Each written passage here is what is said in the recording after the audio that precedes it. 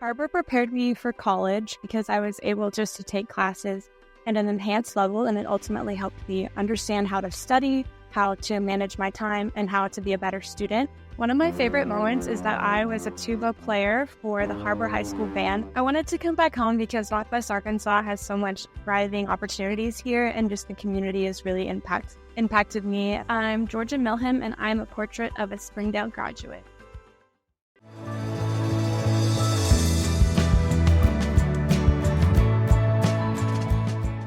Hi, thank you for joining us for this episode of Springdale Today. I'm your host, Mary Jordan. Today we're recording from Lakeside Junior High School, where we're chatting with Sonora Elementary School East Facilitator Josh Worthy and 4th grader Bexley Powell, as well as Lakeside Junior High School East Facilitator Jamie Stallings and 9th grader Miles Boomer.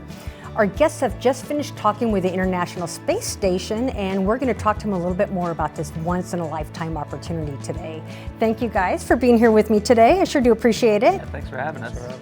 Now, I know for us it was super exciting to kind of watch this experience. What was it like for you today? It happened so fast. I guess it's 12 months planning and preparing, but that just all happened so quick.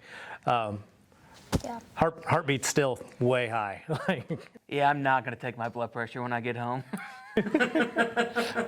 Well, Josh, how did you guys go about this experience and talking with them? Oh gosh. We always talk about how the new year for an East program starts right after spring break.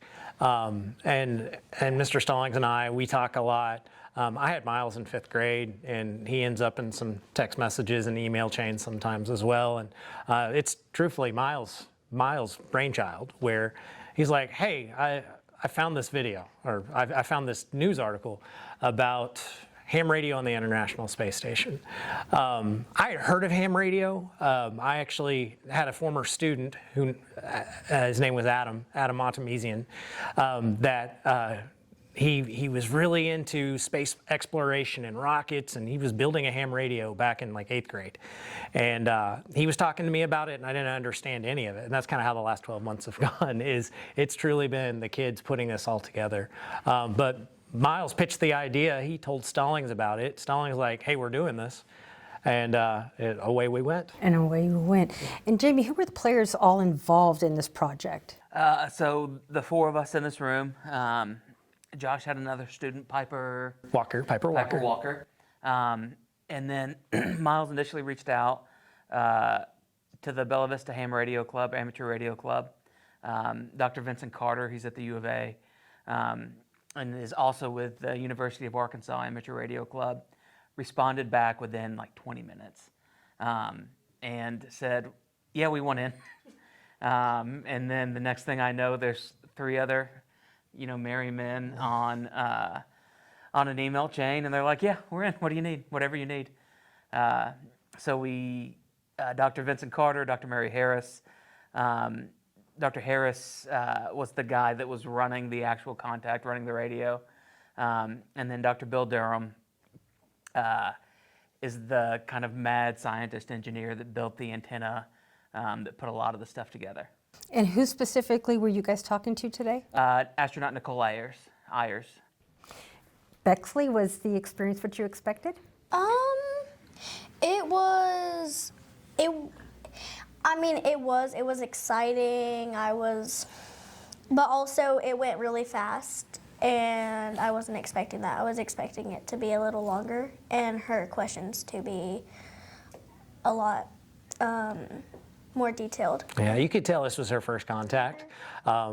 She was standing in on the contact that happened last week with Japan, and it was kind of an unsuccessful contact. It was so we were really nervous. They were nervous as well, and I think what you mean by it being so quick is typically you have to fish a little bit to get that first contact. Dr. Harris got on the radio and said, "Hey." I'm sorry. What is it? UA? No. KJ. USA, or what's their call sign? NASS. This is KJ. Yeah. And we were all kind of like, and you can see my face because I'm holding the mic. Like you can see my face. Like, Oh my gosh, first try. Yeah, I know. And so by that point, we're all going super, super fast. We got 22 questions in. I think we've watched probably, I don't know, I've watched a dozen of these contacts at this point, and this is the first one I've seen where they got the astronaut on the first call. It's usually like 10, 12, 13, 14 calls before you finally hear them. And so the audience is stressing out because it's like, oh no. And we got it on the first one, and so everybody's like, oh, hey, this is happening. Good for you guys. That's so cool. Now, Miles, it being your idea, how did this come about and why did you want to do this? I've had a ham radio license since about June, July-ish of 2023. So it's been a year and a half now. Originally, like last East year, I had a project involving emergency ham radio. And, you know, truth of East is sometimes your projects aren't going to go anywhere. Like that project, I didn't think that I was going to do much with it. So we started looking at new projects. So I was basically typing in my search bar, space, radio, projects, stuff like that. And a lot of it is like school project type stuff. But eventually I came across the website for the ARISS page. And from there I just talked to Stallings about it. Why, though, talk to space? Why that particular project? I've been interested in space for a long while. As long as I can remember. And I think that summer, or the summer that I got my license, summer before I came to Lakeside and all that, I went to the Smithsonian. We saw the Air and Space Museum, and seeing a space shuttle with my own eyes, I think really encouraged that in me for future. I've been there. It really is super cool to see the space shuttle. It really is. Now, Jamie, what was this year like leading up to the conversation? Oh my gosh. It is like a frenetic pace, and then it's a hurry up and wait. We had a ton of work in the summer. So June and July, we were very busy with paper. Once we got the contact approved, very busy with paperwork, very busy with getting approvals. And then it was kind of a hurry up and wait until after Christmas. And then we started putting stuff together. We got the antenna on the roof. We started doing test runs. We've probably done a dozen test runs at this point. So, and it's been, we've incremented each step. So let's hook up to the radio. Let's see if the antenna rotates. Why isn't the antenna rotating? Let's see if we can track the satellites. Well, why can't we connect to the internet with a sat box? So it's been a really iterative process. It's been, you know, telling Josh, I don't know what I'm going to do for the next few days because this isn't going to be consuming my life. And it's been great. Like, what an experience for everybody involved. But you know, it's a lot. It's a lot of prep because everything, you have one chance. There is a 10-minute window where you have an astronaut, somebody that the U.S. is invested in sending up to space, that's going to talk to you, and so you have to make sure everything's right. Was there some type of training too that you guys had to actually do with NASA prior to this? Yeah, so they sent us, ARISS hosted us and a number of other folks that have done a contact at Kennedy Space Center about a month ago, where they kind of taught us. They have a STEM curriculum that's great. So Josh's wave lesson that he did during the contact came from that. I think he riffed on it a little bit, but you know, learning how to do that, we have a device that lets us pull radio waves so we can see like the waterfall of what the waves look like. It's a really great thing. I have it on in class, just sitting there because it looks cool. Was this quite a learning experience for the both of you as teachers as well? It's truly become the identity of our East program. We're working on two things right now in our East program. One was this contact for the last 12 months. And then we also agreed to be a school of conservation leadership with Arkansas Game and Fish. And that's been great, but we've had to pause that since about Christmas. And so that's what I'll be working on in the next couple of months is, you know, shifting towards game and fish. But, you know, I look, that first week of school, when East kids started coming to my class, we did a book study on ham radio in the back in the 1920s, and how it was predominantly Morse code, but how this young boy, I think he was 8 or 9 years old, he communicated from New York to the Navy that was in the harbor at the time, and he's communicating back and forth messages with like their spouses, because back then there weren't cell phones, there weren't other ways to communicate, and so they're telling him, hey, this is when we're going to be on leave, have them meet me at the port here at this time. They thought he was like this 35-year-old adult, and he's like, no, I'm 9. And there was a hurricane that occurred in Florida, and he was able to communicate and coordinate some rescue efforts. And this is back in the 1920s. The kids ate that up. Our librarian, we had Read Across America, I guess 2 weeks ago. She did a big book study on space, waves, ham radio. Like, it's really taken on not only the identity of our East program, but also of our school. All right, so how did you guys figure out which questions to ask?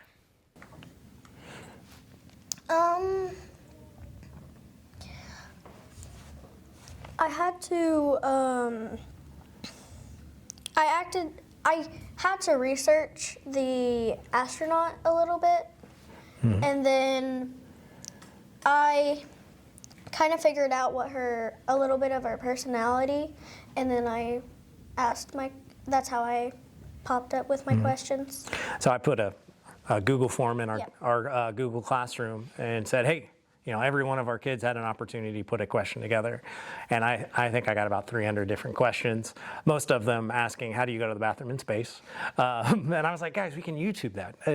That's not a hard one. Let's find something a little more open-ended.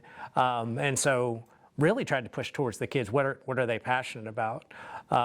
I loved Miles' questions because, have you ever lost anything on the International Space Station? I've lost my classroom keys 3 times today, and I haven't even been in my classroom. So, the whole vetting process was very interesting as well. Yeah, and the kids that were going to ask questions, what do you want to ask? And so we have a list that is, I don't know, pages and pages long of questions that's been asked before. We checked that out. But we really wanted to tailor this to our kids. This is, hopefully some of these kids are going to do something where they're in space or talking to astronauts or whatever. But for most of them, it's absolutely the one chance they're going to get to ask an astronaut a question. So let's take advantage of that. I've had my first question picked out for a while now, which was, what's the first thing you're going to do when you get back to Earth? I chose that in relation to Suni Williams and Butch Wilmore being on the space station, stranded for so many months. The other ones were more difficult to come up with, but me, Mateo, and Jay-Z, the 3 Lakeside kids, one day we were in Stallings' class, and he said, all right, you 3 just go out there and brainstorm for the whole class period. And that's how we came up with most of our questions. It was a great list. What were some of the answers and questions as part of that conversation? Do you guys recall, Bexley and Miles? I remember the clothing requirement one. They mostly use cotton for fireproofing measures and stuff like that, is what they said, which seems fine to me.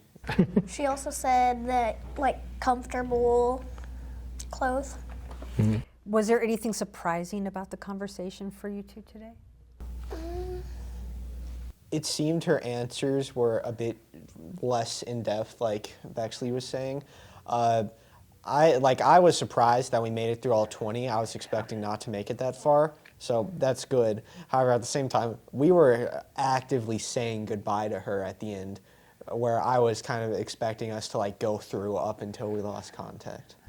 Typically on the other contacts that we've watched, and we've watched a dozen easily, they get to about question 12 or 14, and it's just this awkward end because they go over the horizon and you hear just the crackling of the empty airspace. We were able to send her off. Yeah, and that was so cool. I towards the end, we were able to give a question to Dr. Harris. I don't know if we were supposed to do that, but we did. We were. I asked. Okay, good. We gave a question to Dr. Carter, which that was their childhood dreams. I'm so glad we were able to give that experience to them. But then they handed it to me, and I was like, all right, kids, get real loud, because she hasn't hung out with humans in a long time. Well, 2 weeks, but she's going to be up there for a minute. And I hope that was special for her, especially being All-American volleyball player. Okay, instead of a gym full of your peers and fans, you got a gym full of radio nerds getting really excited to talk to you. Dr. Harris said he's been doing amateur radio for 66 years. He said today was the highlight of his amateur radio career. And he didn't expect to get to ask a question. For me, that was what was so surprising, was that we got him on the first call. It was incredibly clear. We started to lose them a little bit at the end, but we knew that was coming, and we had time to do the send-off. We had time to do the questions. And I'm so excited for those two, because the work they put in, the passion they have for this, I don't know, it was really cool that they got that opportunity. You got to go Lakeside as well. Yeah, we did get to go Lakeside. We're going to use that a lot. Every single morning video. Yep. Right? How many people get a shout out from space? Seriously. So today we're chatting with Sonora Elementary School East Facilitator Josh Worthy and 4th grader Bexley Powell, as well as Lakeside Junior High School East Facilitator Jamie Stallings and 9th grader Miles Boomer, who are sharing with us about their experience talking with the International Space Station today. Josh, about how many students participated today? Oh, goodness. So students asking questions, I think we had 14 or 15. But behind the scenes, we had 3 or 4 students working with the live stream. Miles has been operating the radio off and on, working backup tests and satellites. And then probably another 400 or 500 in attendance. And gosh, I can't imagine how many are watch the live stream live. The great thing is they can go back and revisit that too. So we're hoping, I know there were people watching in Little Rock. I know there were people watching in Springdale. I know there were people watching in Utah. Where's Daryl from? Georgia. So we had a few people watching in Georgia. I know tomorrow is STEM Day at the Capitol in Little Rock, and hopefully our friends at the Arkansas STEM Coalition will show that video, or at least a clip of it, because it was really, really special, and we want that footprint to be massive. We want a lot of people to experience what we did in a small way. Me too. Hey, Jamie, what was the value of partnering with Lakeside? I learned a long time ago, there are people that are better at things than I am. And the amount of work that we had, Josh and I made a great team. And then bringing in the ham radio folks, I think everybody, what made today work so well, and we brought in students and the facilitator from Jones Elementary. We had the facilitator from Hunt. Yes. Hunt. And so every person had their individual role. And that made, oh my gosh, that made life so much easier. I can't imagine, originally when Josh and I were talking, I think I was going to run the live stream and we were going to do this whole thing. And we realized a month ago that it wasn't going to work. And then too, being able to expose another 200 or 300 kids to this, I think the last time this happened in the state was 22, 24 years ago. And so getting as many Springdale kids in the room when it happens, that wouldn't have been possible without having Josh and Sonora. So it was kind of a no-brainer. And then what do you two hope as teachers that the students are going to take away from this experience today? I got a text from one of the teachers of a kid that asked a question, and he wants to go buy a radio. The kids that asked the questions were excited. I think it is so hard to picture yourself doing something that you're not exposed to. I never could see myself as a fighter pilot because I didn't know a fighter pilot or, whatever. But when you're exposed to different opportunities, it becomes more tangible. And I hope that that's what this did, that they got to hear, this is a real person. This isn't this metal box that's above us that we can see sometimes. This is a real person that talked to us, that took time out of her day to talk to us and inspire us. And I really hope it pushes some of these kids to go into engineering, to go into some of the medical fields, to go into space. That's the goal of the program. It's to inspire passion. I think for our East program, I've got some great kids that are in 5th grade. They're going to go off to either Sonora Middle or DTSOI, and they got to experience that today. But I've got to be able to replace them. And I was able to bring a 7-year-old today, Hazel, which she did great. She didn't even know she was going to answer a question until today. We had a student that couldn't make it, and she was able to fill in. And she's been reading for what, like 8 months, and she saw the word preparation. She's like, I got this. But she's going to be in East full time next year as a 2nd grader. And I think one thing that Stallings does really well, and the rest of our facilitators in the district, is they make sure those feeder patterns are strong. That's the empowerment, I think, of East, and what Springdale is able to offer people is, okay, we did this really cool thing. What's next? And again, it's exposing kids to things that I didn't even understand until about 6 months ago. So yeah.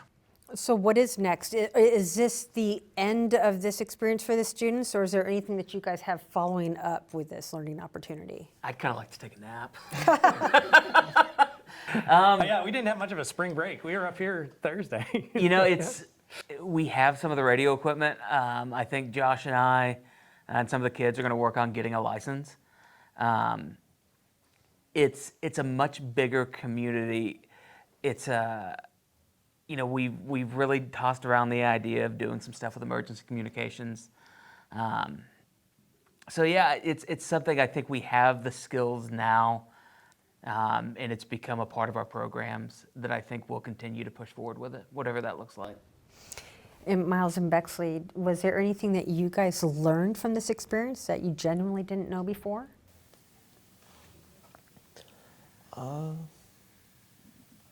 I think I didn't really know a lot in depth about how to track satellites or things like that. So being able to work with Murray and Dr. Carter and them, that was a great experience. I learned a lot about how antennas and stuff like that for tracking satellites are built and how they are programmed and things like that.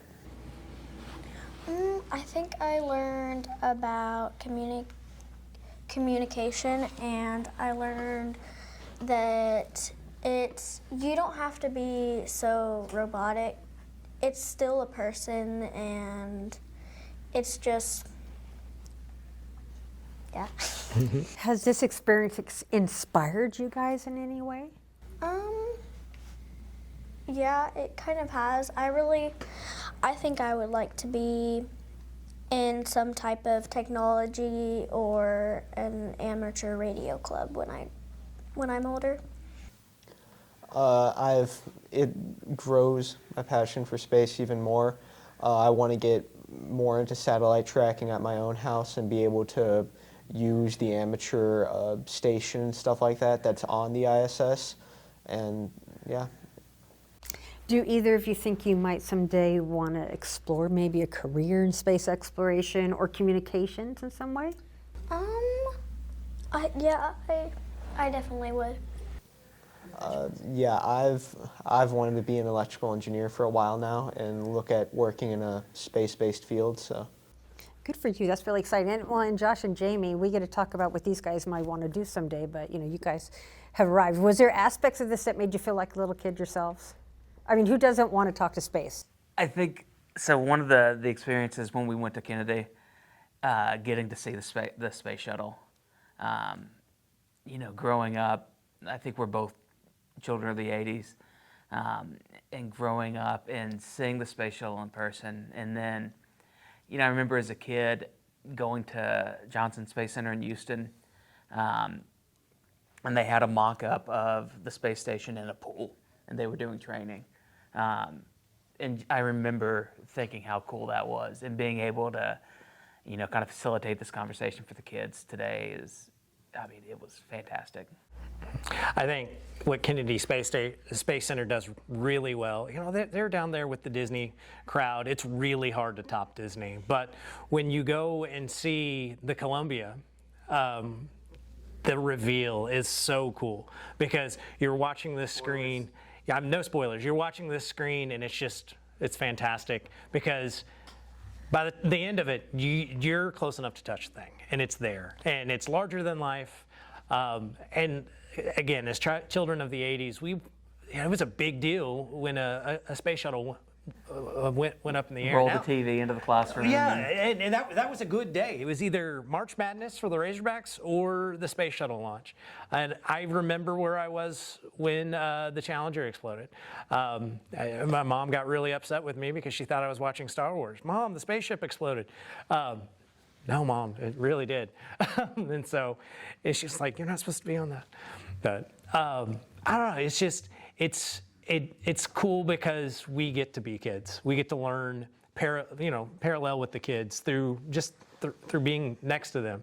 Like I said, like Jamie and I, we're good at some things, but we can always turn to another student and say, hey, I'm not going to be able to do the live stream. Can you help run things today on the live stream? And they just handle it, and that's fun for me. Yeah, we got to talk to the astronauts today. I mean, that's a good day. It's a really cool day. Hey guys, so we've talked a lot about it. Is there anything about this conversation that I'm missing that you guys really want to be sure to talk about today? Just the thank yous. Yeah. I mean, it's taken a village. And it's one of those things that can happen in Springdale because of our administration, because of the leadership and our building administration. We just got back from spring break. Yeah. Like, it's Monday from spring break. We had transportation. We didn't have a date until last Monday. Yeah. And at every step of the way, from building level administration to fellow teachers to district level, what do you need? And it's been shockingly smooth. So thankful for them. And then Dr. Carter, Dr. Harris, and Dr. Durham, the amount of time and worry and just incredible amounts of knowledge that they put into this for free. Didn't ask for anything, wanted to see this happen for the kids. Was really cool. Right. Well, I was thrilled to even be a witness to it today and to chat with you guys all about it. So thank you for making time for me today. And thank you for joining us. I'm your host, Mary Jordan, and I look forward to talking to you next time about what's happening in Springdale today. Springdale Today is a production of the Springdale Public Schools Communications Office. The podcast is hosted by Mary Jordan and is produced and edited by Micah DeLacy. Be sure to subscribe to Springdale Today for free on your favorite podcast platform. And don't forget to follow Springdale Today on social media for episode updates And behind-the-scenes conversations. Thank you for listening. We hope you will join us in the future as we continue to learn about the amazing stories happening in Springdale today.